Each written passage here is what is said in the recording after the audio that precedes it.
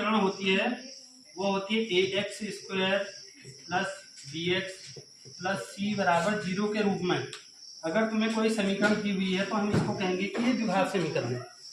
यहाँ पर को ए इज नॉट इक्वल टू 0 होता है, ए इज नॉट इक्वल टू 0, यानी कहने का मतलब है कि अगर ए 0 हो जाएगा तो अगर ए को अगर माना 0 कर देते हैं तो क्या होगा 0 गुणा X square plus B X plus C बराबर 0। अब ये 0 हो जाएगा पूरा, एक्स स्क्वायर 0 से गुणा हो जाएगा तो क्या बचेगा 0, तो बचेगा क्या बी एक्स प्लस सी बराबर 0।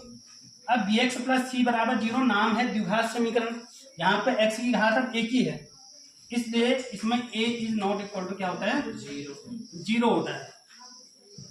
और जैसे अब इसी समीकरण में हम देखेंगे कि यह माना 5x square 5x square plus 6x plus 8 बराबर 0, ये एक द्विघात समीकरण है क्योंकि x की पावर कितनी है अधिकतम x स्क्वायर, ठीक है।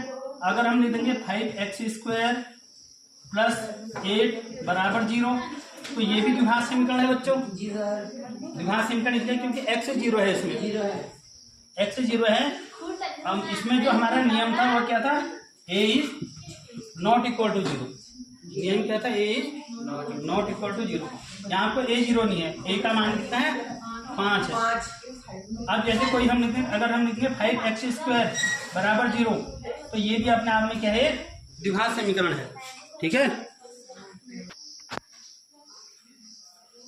अब मैं तुमसे पूछूंगा, तुम बताना, ठीक है।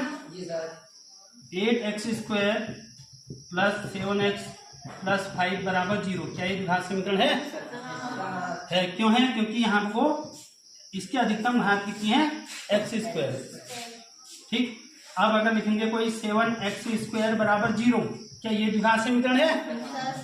ये भी द्विघात समीकरण है क्योंकि सवाल में क्या कह रहा है, सिर्फ a is not equal to 0। इस x स्क्वायर वाले में 0 नहीं होना है, ये और ये 0 हो भी सकते हैं।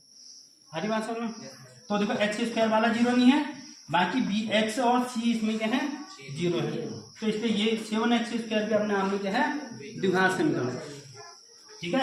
अब अगर हम लिख देंगे 8x स्क्वायर प्लस 7x की पावर -1 प्लस 5 बराबर 0, क्या ये द्विघात समीकरण है? अब ये नहीं है द्विघात समीकरण। क्यों नहीं है? क्योंकि यहाँ पे x की घात -1 है, x की पावर कितनी है -1, और x की पावर, जबकि जो फॉर्मूला हमारे पास ax square plus B X plus C बराबर 0, इसमें x की पावर जो है -1 नहीं है, x की पावर क्या है इसमें 1।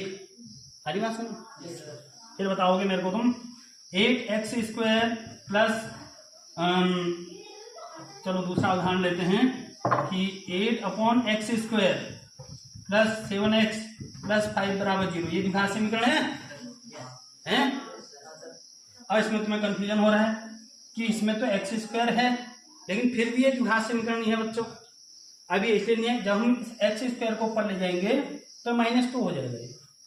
क्या हो जाएगा 8x की पावर -2, नीचे से ऊपर जाते हैं तो जो पावरें होती हैं प्लस और माइनस में जाती है, प्लस की थी ऊपर जाएगी क्या होगी माइनस, तो 8x की पावर -2 प्लस 7x प्लस 5, अब x की पावर क्या आएगी -2, तो इसलिए ये भी द्विघात समीकरण नहीं है। अब जो है लिख देंगे 7x square plus 5/x plus 6 बराबर 0, ये द्विघात समीकरण है? ये भी नहीं है। क्यों नहीं है? क्योंकि जब x ऊपर जाएगा तो x की पावर -1 हो जाएगा। हरी बात समझ में? 7x स्क्वायर प्लस 5x की पावर -1 प्लस 6 हो जाएगा। अब x की पावर -1 आ गई तो द्विघात समीकरण नहीं है। तो आप पहचान लोगे कौन द्विघात समीकरण है कौन नहीं। देखो अभी क्वेश्चन को चेक करते हैं द्विघात समीकरण है या नहीं है, ऐसे अंदाजा नहीं आएगा, इसको सॉल्व करना पड़ेगा पहले, ठीक है। तो a प्लस बी का होल स्क्वायर का फॉर्मूला लगाएंगे। क्या होता है a प्लस बी का whole square, a square plus B square plus 2ab, तो a स्क्वायर यानी x का स्क्वायर प्लस b स्क्वायर यानी 1 का स्क्वायर 1 ही हुआ, प्लस 2ab यानी 2 गुणा x गुणा 1, तो 2x ही हो जाएगा। 2 गुणा x 2x हो गया, 1 से गुणा करेंगे 2x बराबर 5 से अंदर गुणा करेंगे तो 5x माइनस 5 चक्को 20। अब पहले x स्क्वायर वाला लिखेंगे, एक ही है, फिर x वाला लिखेंगे प्लस 2x, ये प्लस 5x इधर आगे क्या हो गया माइनस 5x, प्लस 1 भी ऐसे रहेगा, माइनस 20 इधर आगे क्या हो गया प्लस 20 बराबर 0। अब एक्स स्क्वायर ऐसे रहेगा, ये घट जाएंगे, घट के कितना आएगा माइनस 3x, 5 में 2/1 और चिन्ह बड़े अंक का आता है तो माइनस 3x प्लस 20 और 1 21 बराबर 0। अब देखो एक्स स्क्वायर भी है, एक्स भी है, 21 भी है और पावरें सबकी क्या है धनात्मक है, तो ये एक अपने आप में द्विघात समीकरण है। ठीक कर लोगे।